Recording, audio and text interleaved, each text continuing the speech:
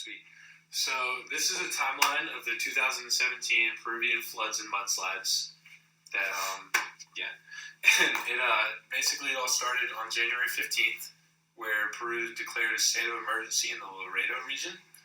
And just to show the significance and the impact that it had from the early on stages, on February 6th of the same year, the landslides and rivers had already affected more than 70,000 people across Peru, including 22 deaths.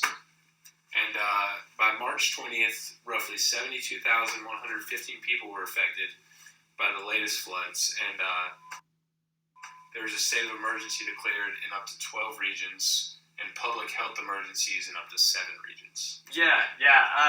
We're going to move on to May 10th, where we see that more than 1.6 million in the country have been affected at this point. That doesn't necessarily mean dead, but it's still a staggering number of people affected. More than 440,000 children and adolescents, and roughly 59,600 houses are uninhabitable. That speaks to kind of the destruction of not only the environment, like naturally, but also socially, like in terms of homes.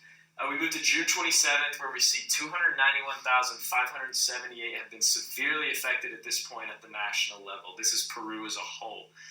At the bottom, we've kind of broken down departments with the largest percentage affected. So this speaks to how spread out the damage was across Peru. You have La Libertad. I'm going to mess up these pronunciations. La Libertad, 26.4%.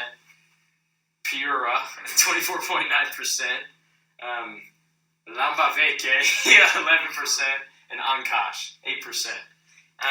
We're going to transition to early August, where the humanitarian response in Piura reached more than 260,000 people in 35 districts. So what this tells us, it again speaks to just how spread out the damage was, and it shows kind of the initial response to all this damage. And obviously, these staggering numbers, the impacts of the floods and mudslides are still being felt to this day.